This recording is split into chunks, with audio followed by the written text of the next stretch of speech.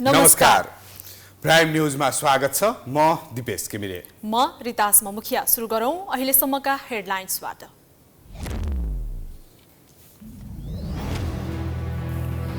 नेपालको तेस्रो राष्ट्रपतिमा रामचन्द्र पौडेल निर्वाचित, सुभाष नेवाङ पराजित। संविधानको रक्षाका लागि देशको अभिभावकका रूपमा काम गर्ने पौडेलको प्रतिक्रिया।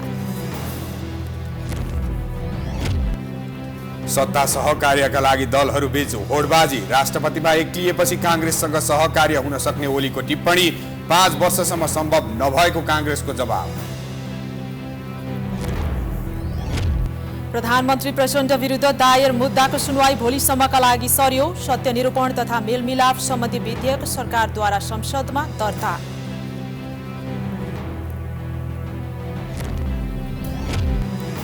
रुसद्वारा युक्रेनको ओडेसा र खार्किभ क्षेत्रलाई लक्ष्य गरेर हवाई आक्रमण। पानी र बिजुलीको समस्या। आक्रमण जारी रहेकाले घर बाहिर ननिस्किन आग्रह। र विश्वकप क्रिकेट लिग 2 को त्रिदेशीय श्रृङ्खलामा पीएनजी विरुद्ध नेपालको कृतिमानी जित। 1 दिवसीय अन्तर्राष्ट्रिय मान्यता जोगाउन अब 1 खेल जित्नुपर्ने।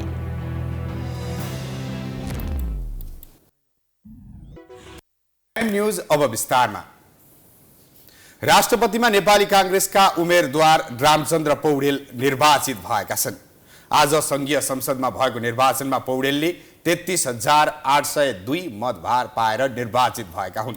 उनले 214 संघीय सांसद र 352 प्रदेश सांसदको मत पाएका हुन्। पौडेलले नेपाली कांग्रेस, नेकपा माओवादी केन्द्र, जनता समाजवादी पार्टी, नेकपा एकीकृत समाजवादी, राष्ट्रिय स्वतन्त्र पार्टी, जनमत पार्टी, नागरिक उन्मुक्ति पार्टी, राष्ट्रिय जनमोर्चाको मत प्राप्त गरे। अर्का उम्मेदवार एमालेका सुभाष चन्द्र नेमुवाङले 15,518 मतभार पाए। उनले 98 संघीय सांसद र 162 प्रदेश सांसदको मत पाएको निर्वाचन आयोगले जानकारी दिएको छ।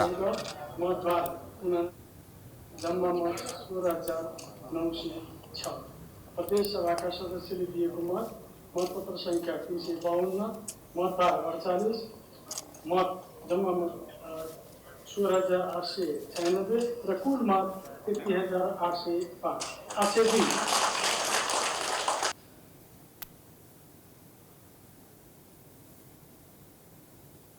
संघीय सांसद र प्रदेशसभा सदस्यले मतदान गर्ने राष्ट्रपति निर्वाचनमा 313 संघीय सांसद र 518 प्रदेशसभा सदस्य गरी 831 जनाले मतदान गरेका थिए। मतदान गरेका मध्ये 5 जनाले मत बदर गरेका छन्। संघीय संसदका 334 जना सदस्य मध्ये राप्रपाका 14, नेपाल मजदुर किसान पार्टीका 1 जनाले मतदानमा सहभागी जनाएनन्। नेपाली कांग्रेसका चन्द्र भण्डारी, नेकपा माओवादी केन्द्रका वर्षमान पुन उपचारका क्रममा मुलुक बाहिर रहेकाले मतदानमा सहभागी भएनन्। कांग्रेसबाट निर्वाचित भई भ्रष्टाचार मुद्दामा दोषी ठहर भएका टेक बहादुर गुरुङ निलम्बित अवस्थामा रहेकाले मतदान गर्न पाएनन्। मतदाता नावलीमा नाम भए पनि फौजदारी मुद्दाका अभियुक्त एमालेका लक्ष्मी महतो कोइरी पनि राष्ट्रपति निर्वाचनमा मतदान गर्न आएनन्। प्रदेशसभाका 550 सदस्य मध्ये 518 जनाले मात्र मतदान गरे। राप्रपाका 28, नेपाल मजदुर किसान पार्टीका 3 र जसपाका 1 सांसदले मत दिएनन्। राष्ट्रपति निर्वाचनमा संघीय सांसदको मतभार 79 र प्रदेशसभा सदस्यको मतभार 48 छ।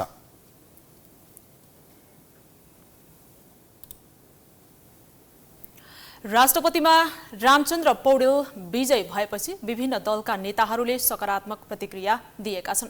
लामो राजनीतिक इतिहास बोकेका पौडेलले राष्ट्रपति पदको गरिमा कायम राख्ने विश्वास धेरैले व्यक्त गरेका छन्।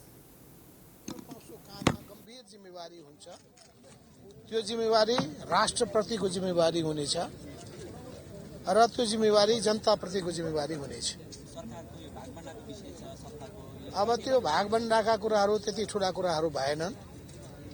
भागभण्डामा अलमलिने भन्दा पनि देश र जनताको निम्ति के गर्ने भन्ने कुरा चिन्ताको विषय हुन्छ। त्यसो हुनाले मैले के पाएबाट सुरु गर्छौं अनि त्यसले पाउँदाखेरि मन प्रफुल्ल गर्छौं, नपाउँदाखेरि वैज्ञानिक हिसाबले पनि हामीले व्यवस्थापन गर्दाखेरि पनि चित्त नबुझाएर बस्छौं। त्यो गर्नु हुँदैन। कुनै पनि समस्याको वैज्ञानिक समाधान खोज्नुपर्छ। कुनै पनि सहकार्यको निम्ति पनि अत्यन्तै औचित्यपूर्ण ढङ्गबाट पुष्टि गर्ने किसिमबाट त्यसलाई अगाडि सार्नुपर्छ। त्यसो भयो भने सबै समस्याको समाधान दिन सकिन्छ। राष्ट्रपति राष्ट्रको पति, स्वाभाविक रूपमा राष्ट्रको एउटा अभिभावकको हिसाबले उहाँले राष्ट्रलाई सर्वोपरि राख्नुपर्छ। राष्ट्रको हितमा कुठाराघात हुने, असर पर्ने, प्रतिकूल असर पर्ने कुनै पनि काम गर्नु हुँदैन। देशको शिर निहुरिने कुनै काम गर्न हुँदैन। नेपाली स्वाभिमानमा आँच पुग्ने कुनै काम गर्न हुँदैन। राष्ट्रको निम्ति आफ्नो जीवन समर्पित गर्ने सोचका साथ अगाडि बढ्नुपर्छ। जहाँसम्म हामीले आजसम्म सङ्घर्ष र बलिदान गरेर जे उपलब्धि प्राप्त गर्दै आएका छौँ त्यो उपलब्धिको रक्षा गर्ने र त्यसबाट प्राप्त भएका उपलब्धिहरू संविधान निर्माणबाट प्राप्त भएका उपलब्धिहरू हुन्, लोकतन्त्र प्राप्त गरेको उपलब्धि होस्, गणतन्त्र हासिल गरेको उपलब्धि होस्, संघीयता कायम गरेको उपलब्धि होस् या समावेशिताको मान्यतामा पुगेको उपलब्धि होस्, ती सबै उपलब्धिहरूको रक्षा गर्ने काममा र राष्ट्रपतिले सबै कुरामा विशेष रूपमा आफ्नो तर्फबाट संविधानले दिएको धाराभित्र आफ्नो जिम्मेवारी पूरा गर्नुपर्छ।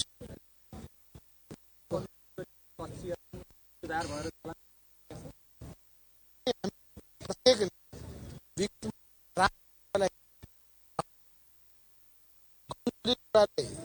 त्याग गर्नुपर्छ।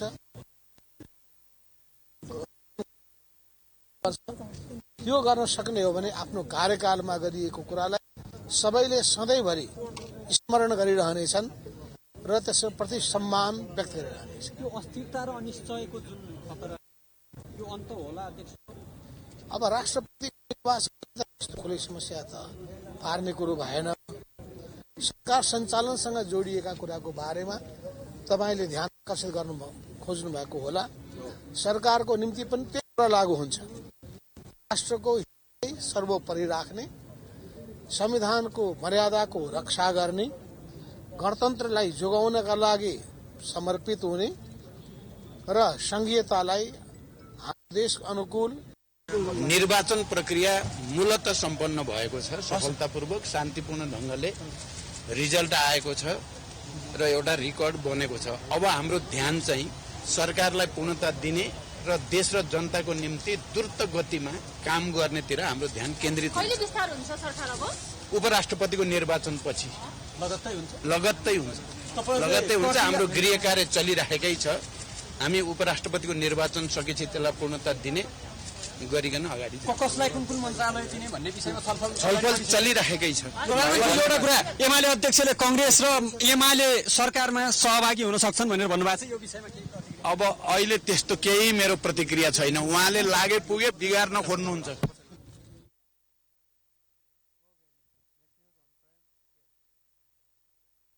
राजनीतिक परिवर्तनमा महत्त्वपूर्ण योगदान दिएका रामचन्द्र पौडेल आदर्श र निष्ठाका पर्याय मानिन्छन्। उनै पौडेल लोकप्रिय मतका साथ नेपालको राष्ट्रपति चयन भएका छन्। राष्ट्रपतिमा निर्वाचित भएसँगै पौडेलले विगतका राष्ट्रपतिबाट भएको गल्ती नगर्ने र संविधानको संरक्षक भएर काम गर्ने प्रतिबद्धता जनाएका छन्। को हुन् त मुलुकको तेस्रो राष्ट्रपति बन्न सफल पौडेल? नेपालको राजनीतिमा वर्षौंदेखि सक्रिय नेताहरू कुनै न कुनै विवादमा मुछिँदै आएका छन्। तर रामचन्द्र पौडेल यस्ता व्यक्ति हुन् जो सभामुख, उपप्रधानमन्त्री, मन्त्री र सांसद हुँदा कहिल्यै पनि विवादमा परेनन्। सिद्धान्त र निष्ठाको राजनीति गर्नेको नाममा अग्र पंक्तिमा आउँछन् पौडेल। बीपी कोइरालादेखि शेरबहादुर देउवासँग सहकार्य गरेका पौडेल नेपाली कांग्रेसभित्र सिद्धान्तका कुरा मात्र होइन, व्याख्या गर्न पनि माहिर मानिन्छन्। किसानका कुरा गरेर नथाक्ने पौडेलले हरेक व्यक्तिलाई आफ्नो गाउँ फर्किन मन लाग्ने वातावरण बनाउनु पर्नेमा जोड दिँदै आएका छन्।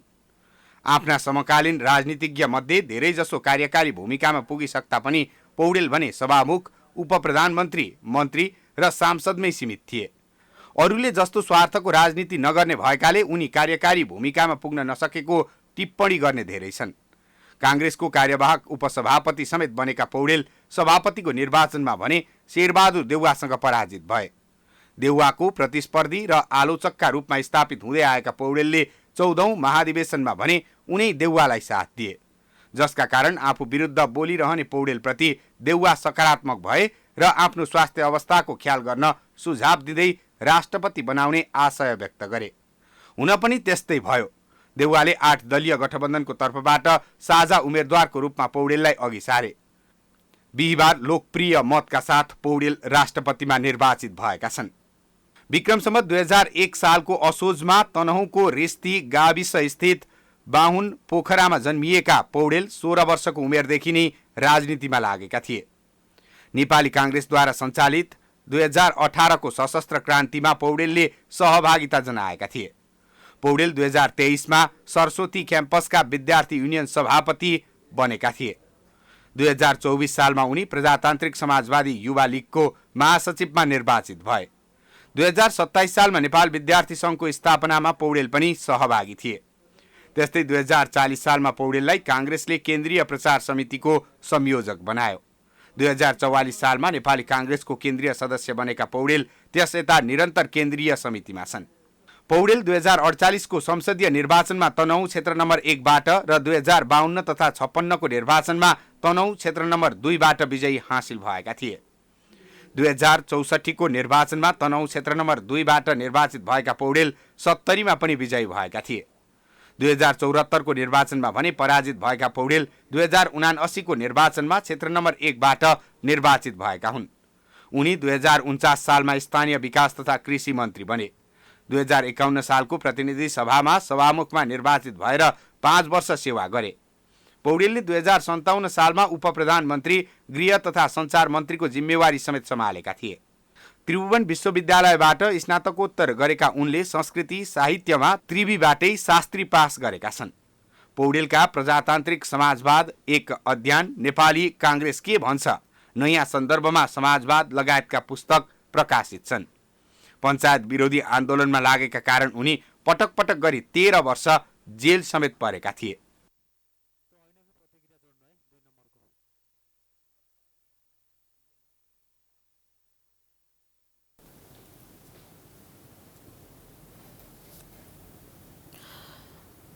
राष्ट्रपति निर्वाचनमा मतदान गर्न सहभागी सांसदहरूलाई आज हामीले राष्ट्रपतिको भूमिका कस्तो हुन्छ भनेर सोधेका छौं।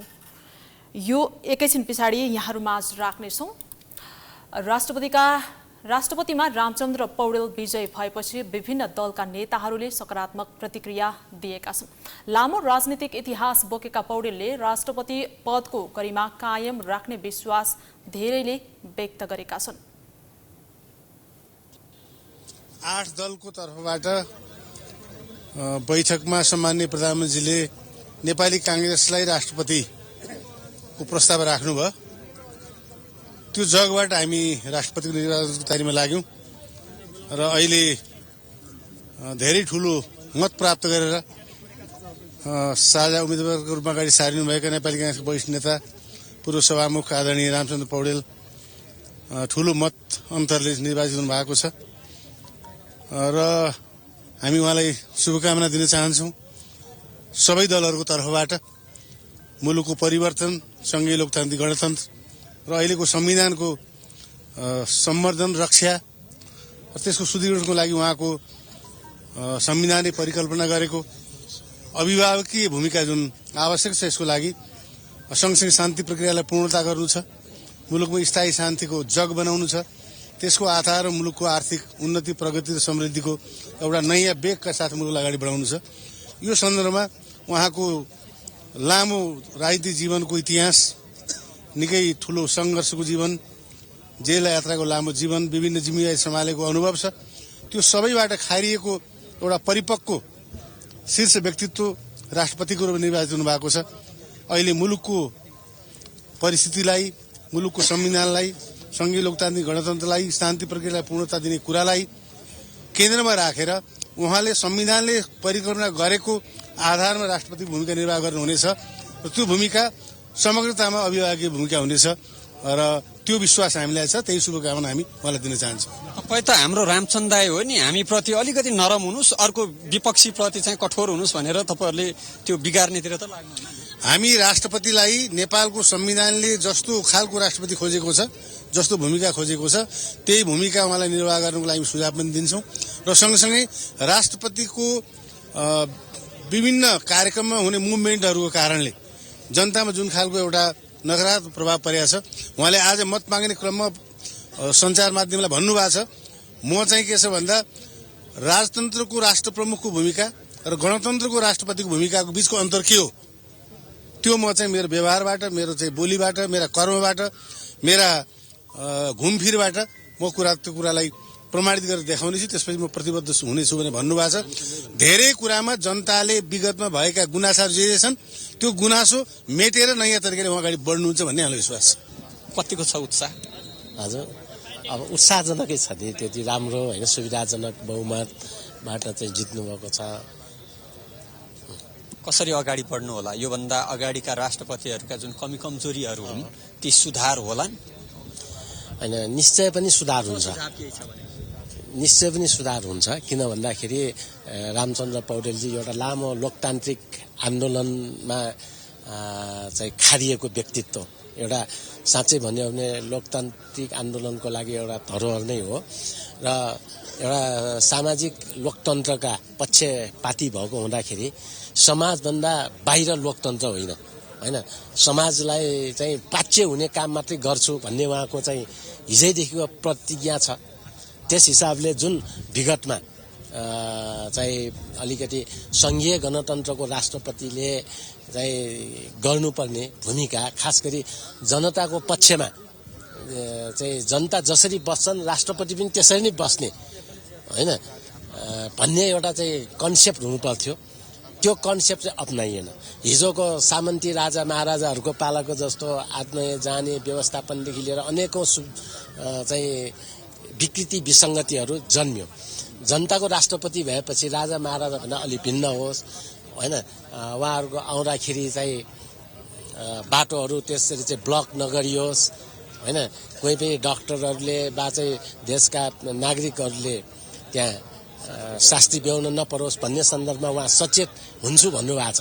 त्यसैले उहाँको कार्यकालमा चाहिँ वास्तवमा गणतन्त्रको राष्ट्रपति भयो, होइन, राजतन्त्रको अर्को रूप चाहिँ होइन भन्ने एउटा चाहिँ सन्देश दिनुहुने चाहिँ विश्वास ल्याएको छु मैले। राष्ट्राध्यक्ष फरकै हो भन्ने कुरा। राष्ट्रपति निर्वाचनमा मतदान गर्न सहभागी सांसदहरूलाई आज हामीले राष्ट्रपतिको भूमिका कस्तो हुनुपर्छ भनेर सोधेका छौं। के भन्छन् त उनीहरू, हेरौं आजको आम विचारमा।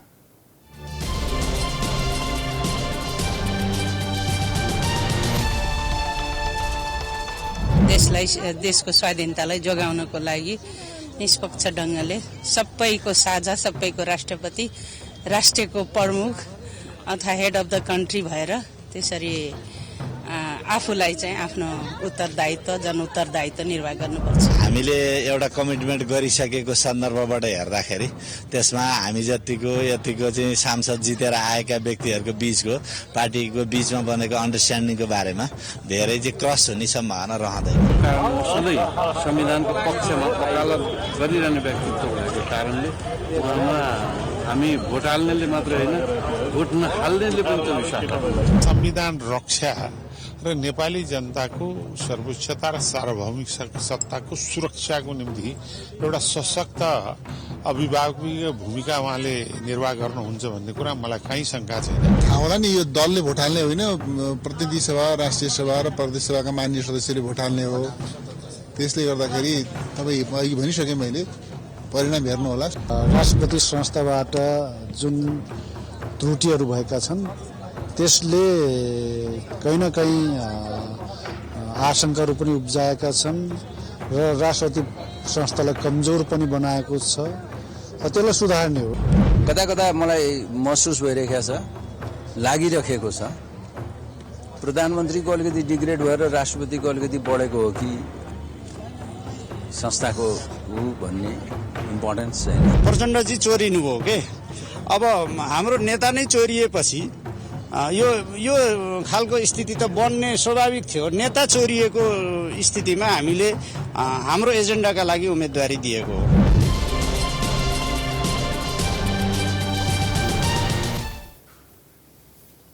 प्राइम न्यूज जारी छ, हामी ब्रेक पछि आउँछौँ।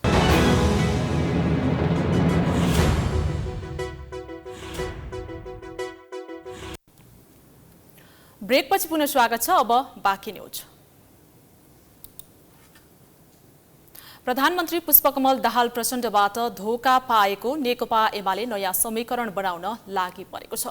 पार्टीका अध्यक्ष केपी ओलीले नेपाली कांग्रेस संघको सहकार्यमा नयाँ सत्ता समीकरण बन्ने संकेत गरेको छ। तर कांग्रेसले भने ओलीको संकेतलाई अस्वीकार गरेको छ।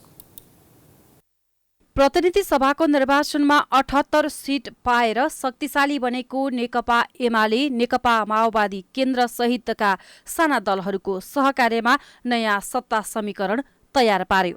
तत्कालीन नेपाली कांग्रेसको गठबन्धनमा रहेका माओवादी केन्द्रका अध्यक्ष पुष्पकमल दाहाल प्रचण्ड प्रधानमन्त्री नपाएपछि गठबन्धन त्यागेर बालकोट पुगेपछि एमाले झनै शक्तिशाली बन्न पुग्यो। तर केपी ओलीले अनावश्यक हस्तक्षेप गरेको भन्दै प्रधानमन्त्री प्रचण्ड सहमतिबाट पछि हटेपछि एकाएक एमाले प्रतिपक्षमा पुग्यो भने नेपाली कांग्रेसको नेतृत्वमा 8 दलीय गठबन्धन बन्न पुग्यो। सधैँ सत्ता र शक्तिको आडमा बस्न चाहिरहने एमाले अध्यक्ष केपी शर्मा ओली प्रतिपक्षमा पुगेको महिना दिन बित्न नपाउँदै वर्तमान गठबन्धन टुटाउन लागि परेका छन्। उनले बिहिबार मात्रै माओवादीलाई वर्तमान गठबन्धनबाट हटाउन नेपाली कांग्रेससँग सहकार्य गर्ने संकेत गरेका छन्। राजनीतिमा जे पनि सम्भव छ केही पनि सम्भव छैन भन्छन् नि, त्यो अहिले भनिहाल्न सकिँदैन। केही कसम खाएको छैन नआउने भनेर। ओलीको यस अभिव्यक्तिले एमाले वर्तमान गठबन्धन टुटाउने कोसिसमा रहेको प्रष्ट हुन्छ। तर नेपाली कांग्रेसले भने तत्काल एमालेसँग सत्ता सहकार्यको कुनै सम्भावना नरहेको बताउँदै आएका छन्। ओलीले कांग्रेस एमाले मिल्न सक्ने आशय व्यक्त गरेपछि कांग्रेस महामन्त्री गगन थापाले 2084 सालसम्म कांग्रेस एमालेको सहकार्य सम्भव नभएको प्रष्ट पारे। 2084 सम्म माफ गर्नु होला, हामी बालकोट आउँछौँ। प्रमुख प्रतिपक्षी दलको नेतालाई भेट्नको लागि हाम्रो भेटघाट भइरहेको नै राख्छ होइन। यो पटक चाहिँ के कारणले गर्दा त्यो हुँदैन, गर्नु हुँदैन, सम्भव छैन भने मैले पटक पटक भनेको छु, निर्वाचनभन्दा पछाडि प्राप्त भएको मतको आधारमा गठबन्धन बनाउने, गठबन्धन बदल्ने कुराको सुविधा हामी सबैसँग छ। किनकि त्यो हामीलाई हाम्रो संविधानले, नियमले, कानुनले, निर्वाचनको जनादेश दिएको सुविधा हो। निर्वाचन अगाडि गठबन्धन गरिसके पछाडि त्यो बदल्ने सुविधा हामीलाई थिएन, हामीले अस्ति बदल्यौँ, हाम्रो कमजोरी हो। ओलीको अभिव्यक्तिले सत्तारूढ गठबन्धनका दलहरूलाई समेत सशंकित बनाएको छ। कांग्रेस र एमाले मिले सुविधाजनक बहुमत पुग्ने भएकोले उनीहरू बीच एकता भए आफूहरू प्रतिपक्षमा पुग्ने डर साना दलहरूमा छ। पछिल्लो समय सत्ता पाउन हुने गरेको जायज नाजायज खेल र सदनको अङ्कगणित हेर्दा आगामी 5 नेपालको राजनीतिक अस्थिरता रहने निश्चित देखिन्छ। प्रधानमन्त्री तथा नेकपा माओवादी केन्द्रका अध्यक्ष पुष्पकमल दाहाल विरुद्ध सर्वोच्च अदालतमा दायर मुद्दाको पेशी शुक्रबारका लागि सारिएको छ। बिहिबार न्यायाधीश विश्वम्भर प्रसाद श्रेष्ठको इजलासमा तोकिएको मुद्दा हेर्न नभ्याइने भएपछि शुक्रबारका लागि सारिएको हो। द्वन्द्वकालीन मुद्दालाई लिएर प्रधानमन्त्री दाहाललाई पक्राउ गरी आवश्यक कारबाही गर्न आदेश माग गर्दै मंगलबार सर्वोच्चमा दाहाल विरुद्ध 2 वटा रिट दर्ता भएको थियो। दाहाल विरुद्ध रामेछापका कल्याण बुढाथोकी, सुभाष गिरी लगायत 8 जना र रामेछापकै ज्ञानेन्द्र राज आरोडसहित 14 जनाले रिट दायर गरेका थिए। रिट दायर भएपछि सर्वोच्चले बिहिबारका लागि पेशी तोकेको थियो। दाहालले 2076 साल माघ 1 गते काठमाडौँको खुला मञ्चमा गरेको भाषणका क्रममा जनयुद्धमा मारिएका मध्ये 5000 को जिम्मा लिने अभिव्यक्ति दिएकाले पक्राउ गर्नुपर्ने आदेश माग गरिएको छ। यो प्रकरणपछि नेपालको राजनीति तरङ्गित बन्दै आएको छ। माओवादी घटकहरूले जनयुद्ध र शान्ति प्रक्रियासँग सम्बन्धित मुद्दा आयोग मार्फत सुझाउनुपर्ने भन्दै सङ्घर्ष गर्ने चेतावनी दिँदै आएका छन्।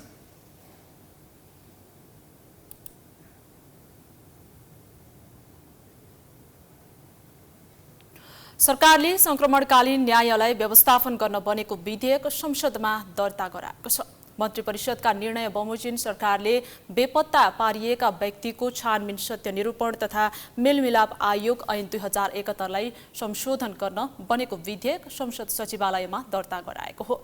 दर्ता भएको विधेयक 2 दिनभित्र सबै सदस्यलाई वितरण गरिने संसद सचिवालयका सूचना अधिकारी दशरथ धमलाले जानकारी दिए। सरकारी विधेयक भएकाले 5 दिनपछि मात्रै संसदमा पेश हुन सक्ने व्यवस्था गरेको उनले बताए। प्रतिनिधि सभाको कार्यव्यवस्था परामर्श समिति गठन नभएको अवस्थामा सभामुखले दलहरूसँग परामर्श गरेर प्रतिनिधि सभाको आगामी कुनै बैठकमा विधेयक पेश हुन सक्ने धमलाले बताए। आज नेपाल सरकारले बेपत्ता पारेका व्यक्तिगत छानबिन सत्य निरूपण तथा मेलमिलाप आयोग ऐन 2071लाई संशोधन गर्न भनेको विधेयक 2079 सङ्घीय संसदमा दर्ता गरेको छ। यो विधेयक चाहिँ सङ्क्रमणकालीन न्यायलाई व्यवस्थापन गर्न बनेको विधेयक हो। यो प्रतिनिधि सभातर्फ दर्ता भएको छ। यसअघि बिहीबार नै बसेको मन्त्री परिषद बैठकले उक्त विधेयक संघीय संसदमा पेश गर्ने निर्णय गरेको थियो। विधेयकमा आयोगको अवधि 2 वर्ष राखिएको छ। भ्रष्टाचारमा दोषी ठहर नेपाली कांग्रेसका सांसद टेकबहादुर गुरुङलाई जरिवाना मात्र गर्ने सजाय सुनाइएको छ। उनी मनाङबाट प्रतिनिधि सभामा निर्वाचित भएका थिए। उनलाई 1,81,84,401 रुपियाँ 80 पैसा जरिवाना र सो बराबरको बिगो भराउने सजाय भएको विशेष अदालतले जनाएको छ। 2 साता अघि भ्रिकुटी मण्डप स्थित फन्ड पार्कको ठेक्का पट्टामा भएको भ्रष्टाचारमा गुरुसहित 9 जना दोषी ठहर भएका थिए। विशेष अदालतले बिहीबार सजाय निर्धारण गरेको हो। 7 जनालाई कैद सजाय र जरिवाना तथा 2 जनालाई जरिवाना मात्र गरिएको छ। कैद सजाय नभएका रविन्द्र गुरुङलाई 2,43,68,803 रुपियाँ 50 पैसा जरिवाना र सो बराबरको बिगो भराउने फैसला भएको विशेष अदालतले जनाएको छ। नेकपा एमालेका नेता समेत रहेका बद्री नेउपानेलाई 9.5 वर्ष जेल सजाय भएको छ। अख्तियारले 14 जना विरुद्ध मुद्दा दायर गरेको थियो।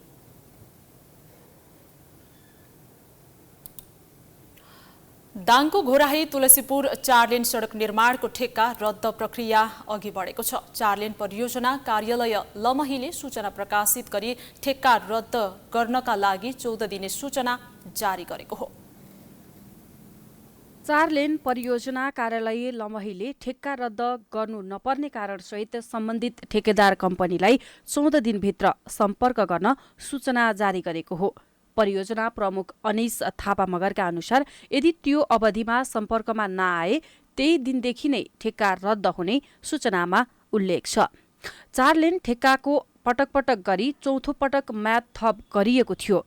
त्यो अवधि विषम 2080 असारसम्म थियो। तर त्यो अवधिमा ठेक्का लिएको कम्पनीले काम गर्न नसक्ने सम्भावना कम रहेकोले ठेक्का तोड्ने प्रक्रिया अगाडि बढेको कार्यालयले जनाएको छ। 4 लेनको ठेक्का भारतीय तथ्य इन्जिनियरिङ एन्ड इन्फ्राले लिएको छ। उक्त कम्पनीले पेटी ठेकेदार मार्फत काम गर्दै आएको थियो।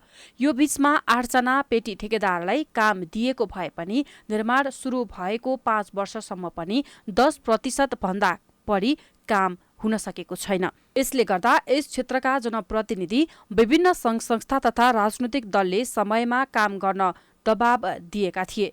यदि काम गर्न नसके ठेक्का तोड्नुपर्ने माग राख्दै आएका थिए। पटक पटक जिल्ला प्रशासन कार्यालय दाङ र जिल्ला समन्वय समितिको पहलमा छलफल भइरहेको छ। तर पनि सन्तोषजनक काम नगरेपछि ठेक्का तोड्न लागि हो। 4 लेन सडक निर्माणका लागि 5 वर्ष पहिले निर्माण कम्पनीले काम अगाडि बढाएको थियो। तर निर्माण कार्यले गति नलिँदा 4 लेन सडक विस्तार 4 वर्षदेखि अलपत्र छ। यो 4 वर्षमा पटक पटक ठेकेदार फेरिए तर सडकको रूप भने फेरिन सकेन। पटक पटकको म्याद थप र ताकेताबाट पनि काम प्रगति नभएपछि 4 लेन सडक आयोजना कार्यालयले ठेक्का तोड्ने प्रक्रिया अगाडि बढाएको हो। घोराईको बबई खोलादेखि तुलसीपुरको हात्ती खौवासम्मको 28 किलोमिटर सडक 4 लेन निर्माण गर्ने गरी काम अगाडि बढेको थियो। तर सडकका दुवै भाग खनेर छोड्दा सडक साँघुरो बनेको छ। सडकमा मुस्किलले 2 वटा गाडी पास हुन्छ। सडकको बीचबीचमा ठूला ठूला खाल्डा बनेका छन्। यो सडक खण्डमा हालसम्म 59 वटा सवारी दुर्घटना र 25 जनाले ज्यान गुमाइसकेका छन् भने 78 जना घाइते भएको जिल्ला ट्राफिक प्रहरी कार्यालयको तथ्याङ्कमा छ। सडकको दुर्गतिबाट स्थानीयले शास्ति खेप्नु परेको छ। प्राइम न्यूजको सिलसिला जारी छ, हामी ब्रेकपछि आउँछौँ।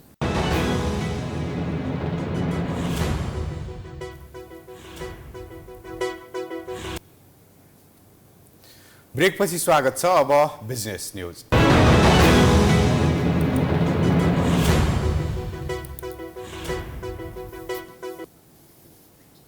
चर्को ब्याज दरले ऋणीको ढाड सेकेको भन्दै चर्को आलोचना भइरहेको अवस्थामा बैंकहरू आगामी चैत 1 गतेदेखि ब्याज दर घटाउन सहमत भएका छन्। नेपाल बैंकर्स सङ्घको आज बसेको बैठकले आगामी चैत 1 गतेदेखि कर्जाको ब्याज दर 1% घटाउने निर्णय गरेको हो। सङ्घले निक्षेपको ब्याज दर समेत 0.42% घटाउने निर्णय गरेको छ।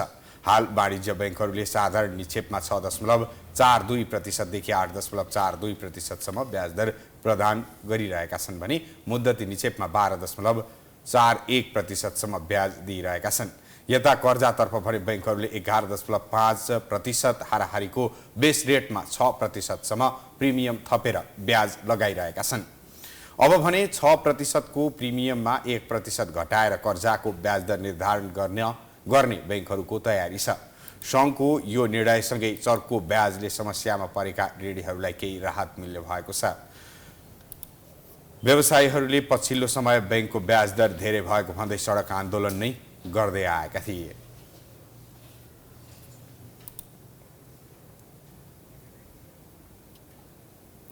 नेपाल बैंकर्स सङ्घले ब्याज दर घटाउने निर्णय गरेसँगै यसको प्रभाव शेयर बजारमा देखिएको छ।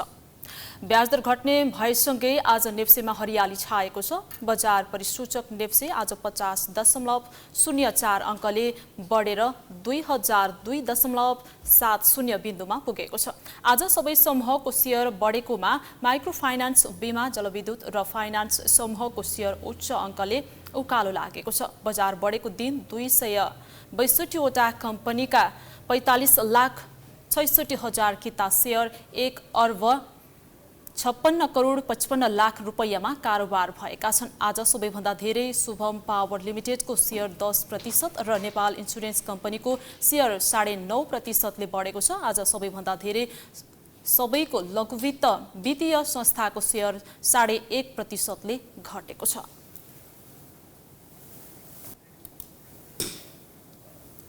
मिटर ब्याजबाट पीडित भएकाहरूले मध्य प्रदेशको राजधानी जनकपुरमा आज विरोध प्रदर्शन गरेका छन्। बिना धितो तथा सस्तो ब्याज दरमा ऋण दिने भनी प्रलोभनमा पारेर चरम ब्याज तथा आर्थिक शोषण गरेको भन्दै जनकपुर धाममा पीडितहरूले मिटर ब्याजी र लघुवित्त वित्तीय संस्था विरुद्ध प्रदर्शन गरेका छन्। विभिन्न प्रलोभन देखाएर महिलाहरूको समूह गठन गरेर चरम ब्याज तथा आर्थिक शोषण गर्दै आएको भन्दै मिटर ब्याज विरुद्ध संघर्ष महाजन मात्र पैसा खोजलकै से हमरा पैसा दिया कहली अखनी पैसा नहीं है तो अपनो कत से दू, लेकिन आब 5 साल के 6 साल भ गेलै पैसा के आब दिया सकबे ओते पैसा नहीं दिया सकबे। आ जमीन छले 13 धूर जमीन छले सोहधितो में 600 नंबर बैंक में ध देने तो ओइ में के एकटा चिट्ठी चलि आयल है, चिट्ठी चलि आयल है कहे है दूसरा चिट्ठी जेते तब लू नीलामी भ जेतै। ओकर 5 गो रुपया न जरी छियै आ वो हम जा छी घुमिया उ आई मुकेली भारतर धरमपुर घर है उ जमीन से हमर जोत के लेले है 3 बीघा जमीन बेईमानी के लिए है जाई छी जोते त लाठी से मारे जुड़ी जाय। मिटर ब्याज विरुद्ध बनेको समितिले विभिन्न माग राख्दै आन्दोलित बनेका छन्। उनीहरूले मिटर ब्याज पीडितहरूमाथि अत्याचार गरी मुद्दा हालेर जेल पठाउने काम गरिरहेको र घर घडेरी सम्पत्ति गैर कानुनी रूपमा कब्जा गर्ने काम गरिरहेको गुनासो समेत गरेका छन्। महाजन कहे छे ओकरे में मतलब तुरंत न्यायाधीश सब फैसला करके दिगो में पठा दे छे, जीत करा दे छे, न पूछ न पाछ कुछ न करे छे।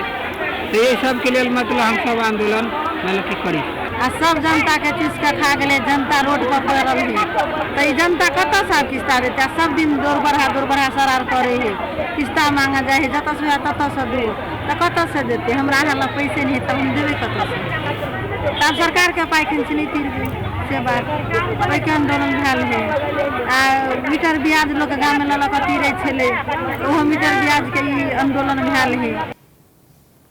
प्रदर्शनमा सहभागीहरूले मिटर ब्याजीहरूलाई कारबाही गर, तमसुक व्यवस्था खारेज गर, मिटर ब्याजीको सम्पत्ति छानबिन गर, पीडितको सम्पत्ति फिर्ता गर लगायतका ब्यानर तथा प्ले कार्ड प्रयोग गरी प्रदर्शन गरेका थिए। अब sports news.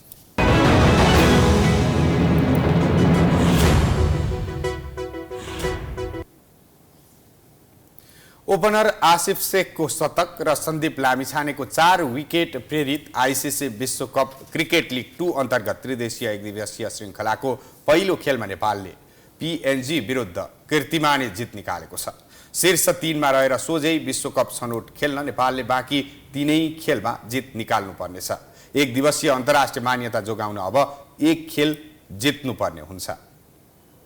ICC cricket world cup league 2 मा नेपालले पिएनजीलाई 52 रन्सले हराएको छ। आसिफ शेखको सेन्चुरी र सन्दीप लामिछानेको 4 विकेटले नेपालले पिएनजीलाई सहजैले हराएको हो।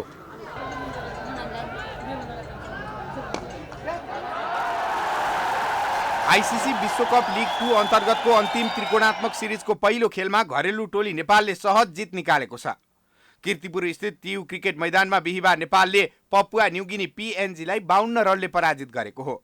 नेपालले दिएको 298 रनको लक्ष्यसहित जवाफी ब्याटिङ गरेको पिएनजी 47 ओभर 1 बलमा अल आउट हुँदै 245 रन मात्र बनाउन सक्यो।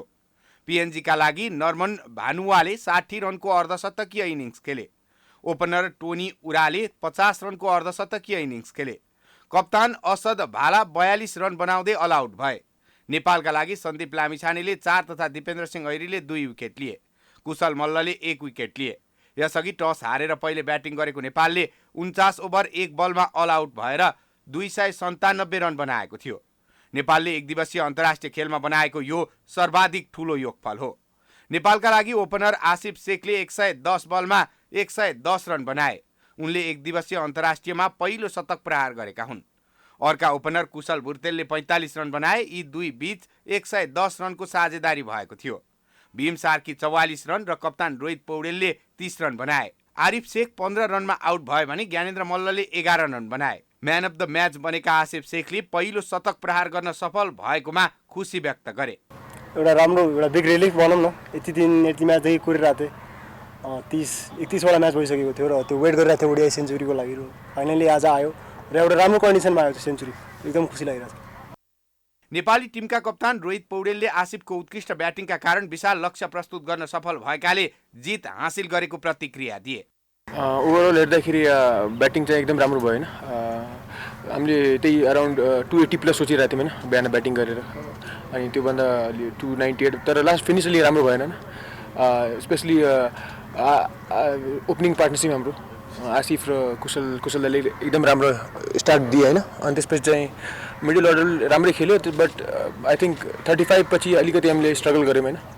मेरो र आसिफको प्लान के थियो कि दुईजना मध्ये एकजनाले अब पुरै खेल्नुपर्ने। पिएनजीका कप्तान असद भालाले भने हारप्रति दुःख व्यक्त गर्दै आफ्नो टिमको फिल्डिङ कमजोर रहेको स्वीकार गरे। Disappointing to be honest. I think we pride ourselves in our fielding.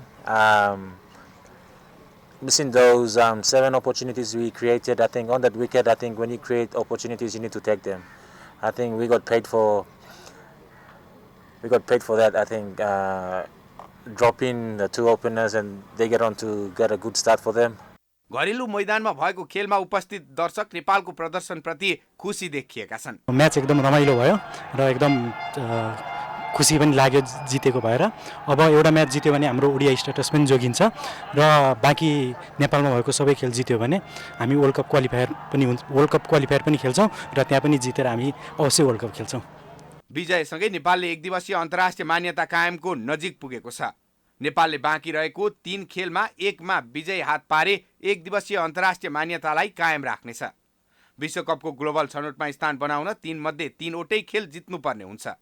नेपालले 33 खेलमा 34 अङ्क बटुली 5औं स्थानमा छ। सबै 36 खेल खेलेको स्कटल्यान्ड 50, ओमान 44, नामिबिया 39 र अमेरिका 35 अङ्कसहित पहिलो 4 स्थानमा छन्। 7 राष्ट्र सहभागी लिग 2 को शीर्ष 3 टोलीले सिधै विश्वकप छनौटमा स्थान पाउनेछ भने शीर्ष 5 टोलीले एक दिवसीय अन्तर्राष्ट्रिय मान्यता कायम राख्नेछ। नेपालले आइतबार युएई, सोमबार पपुवा न्युगिनी र युएईसँग बिहीबार खेल्नेछ। सिरिज अन्तर्गत फागुन 28 गते युएईसँग नेपालले दोस्रो खेल खेल्नेछ भने फागुन 29 मा पपुवा न्युगिनीसँग नेपालले पुनः खेल्नेछ। विश्वकप लिग 2 को अन्तिम खेलमा चैत 2 गते नेपालले युएईसँग खेल्नेछ। नेपालको अर्को खेल युएईसँग शनिबार हुँदैछ। यो खेल जिते नेपालले सोझै ओडिआई स्टेटस बचाउनेछ। क्यामेरामा विशाल खड्काका साथ फायज होदा, प्राइम टेलिभिजन, कृतिपुर। काठमाडौँमा जारी शहीद स्मारक ए डिभिजन लिग फुटबलमा साबिक विजेता मसिन्द्र फुटबल क्लबले लगातार दोस्रो हार बेहोरेको छ।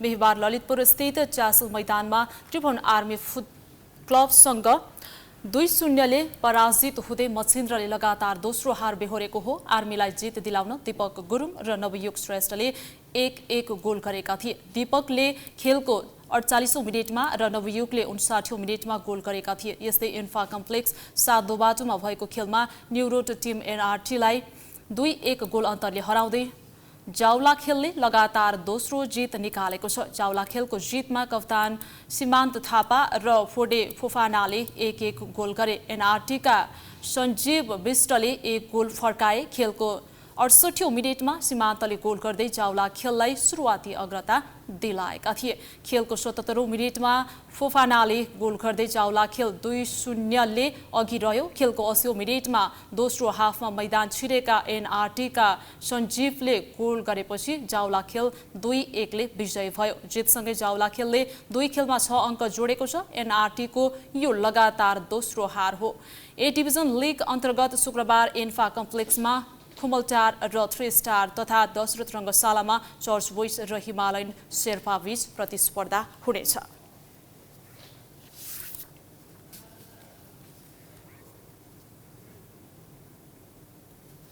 हामी प्राइम न्यूजको अन्त्यमा आइपुगेका छौं। जाँदा जाँदै हेडलाइन्स पुनः एकपटक।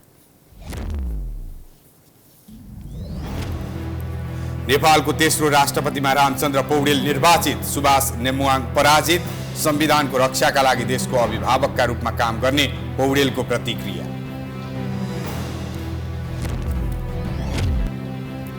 सत्ता सहकार्यका लागि दलहरूबीच होडबाजी, राष्ट्रपतिमा एक्लिएपछि कांग्रेससँग सहकार्य हुन सक्ने ओलीको टिप्पणी, 5 वर्षसम्म सम्भव नभएको कांग्रेसको जवाब। प्रधानमन्त्री प्रचण्ड विरुद्ध दायर मुद्दाको सुनवाई भोलिसम्मका लागि सर्यो। सत्य निरूपण तथा मेलमिलाप सम्बन्धी विधेयक सरकारद्वारा संसदमा दर्ता। रुसद्वारा युक्रेनको ओडेसा र खार्किभ क्षेत्रलाई लक्षित गरेर हवाई आक्रमण, पानी र बिजुलीको समस्या, आक्रमण जारी रहेकोले घर बाहिर ननिस्कन आग्रह। र विश्वकप क्रिकेट लिग 2 को त्रिदेशीय श्रृङ्खलामा पीएनजी विरुद्ध नेपालको कीर्तिमानी जित, 1 दिवसीय अन्तर्राष्ट्रिय मान्यता जोगाउन अब 1 खेल जित्नुपर्ने। प्राइम न्यूज अहिलेलाई सकियो। यसपछिको प्रस्तुति जनता जान्न चाहन्छन्। केसी कमलाको साथ हेर्दै गर्नुहोला प्राइम टाइम्स एसडी। नमस्कार।